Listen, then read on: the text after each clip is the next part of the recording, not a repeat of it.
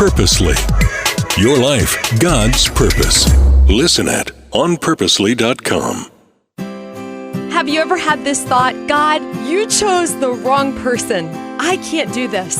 I certainly have. It's crazy to think that you and I could have so much in common with someone who lived in Bible times. Gideon. It's fascinating studying his life with you this week on the Bible for Busy People. I'm Erica, and I'm so glad you're here. You're not alone. We're not alone.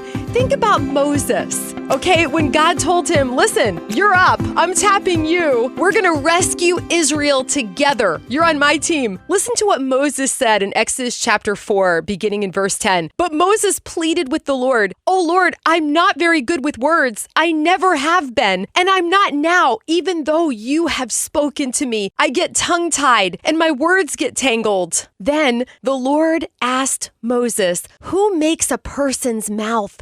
Who decides whether people speak or do not speak, hear or do not hear, see or do not see? Is it not I, the Lord?" Okay, so Moses needed encouragement. Gideon needed tons of encouragement to believe that the angel of the Lord had really tapped him to rescue the Israelites from the oppression of the Midianites. He even asked the Lord for proof several times. That takes guts.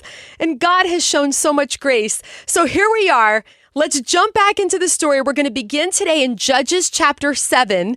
Gideon has received proof from the Lord that yes, it's him. God has tapped him to partner with in this big, huge rescue. I'm excited to find out what happens next. Here we go. Judges 7, verse 1. So Jerub-Baal, that is Gideon, and his army got up early and went as far as the spring of Harod. The armies of Midian were camped north of them in the valley near the hill of Morah. The Lord said to Gideon, "You have too many warriors with you. If I let all of you fight the Midianites, the Israelites will boast to me that they have saved themselves by their own strength.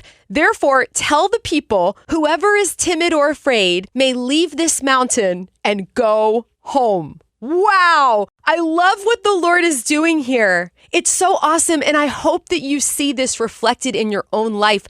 I believe sometimes God allows things to happen so that He can show up and we can tell the stories of His goodness woven through our lives. Picking the story back up now, verse 3. So 22,000 of them went home, leaving only 10,000 who were willing to fight. But the Lord told Gideon, "There are still too many. Bring them down to the spring, and I will test them to determine who will go with you and who will not." When Gideon took his warriors down to the water, the Lord told him, "Divide the men into two groups. In one group, put all those who cup water in their hands and lap it up with their tongues like dogs. In the other group, put all those who kneel down and drink with their mouths in the stream." Only 300 of the men drank from their hands. All the others got down on their knees and drank with their mouths in the stream. The Lord told Gideon, "With these 300 men, I will rescue you and give you victory over the Midianites. Send all the others home." So Gideon collected the provisions and ram's horns of the other warriors and sent them home, but he kept the 300 men with him. The Midianite camp was in the valley just below Gideon. That night, the Lord said, "Get up, go down into the Midianite camp, for I have given you victory over them. But if you are afraid to attack, go down to the camp with your servant Purah. Listen to what the Midianites are saying, and you will be greatly encouraged. Then you will be eager to attack." Don't you love that our God is an encourager? So Gideon took Purah and went down to the edge of the enemy camp. The armies of Midian, Amalek, and the people of the east had settled in the valley like a swarm of locusts. Their camels were like grains of sand on the seashore. Too many to count. How terrifying, right? Gideon crept up just as a man was telling his companion about a dream.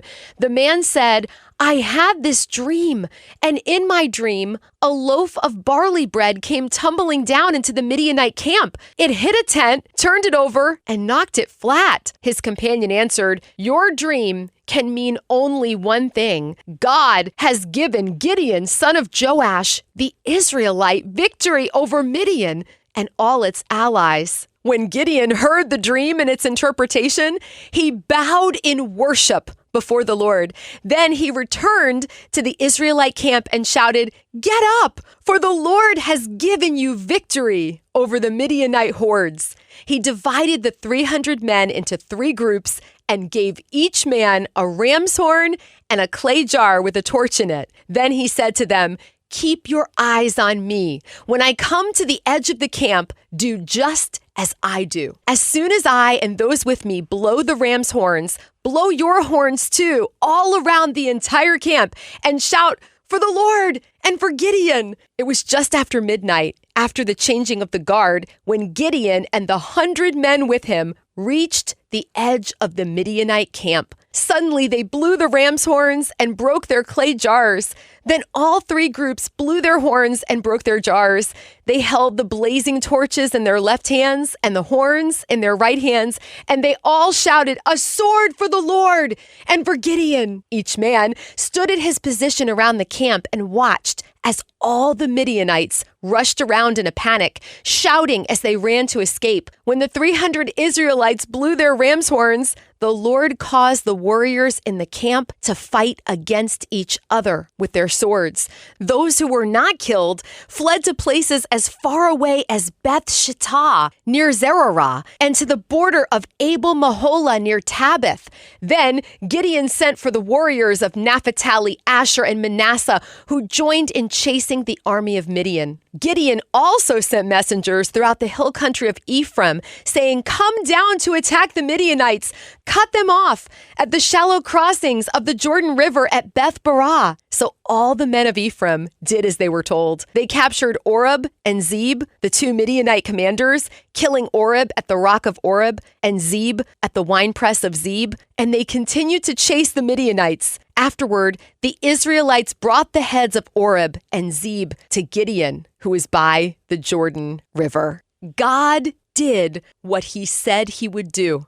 And I'm thinking about something Gideon said to his rather shaved down army. "Keep your eyes on me." We can take those words and apply them to the Lord. When he asks us to do something, especially something that is beyond us, out of our comfort zone, let's keep our eyes on him. Let's be strong and courageous. You know he's going to give us strength, courage, and encouragement, just like he gave Gideon. All right, until next time, you are loved.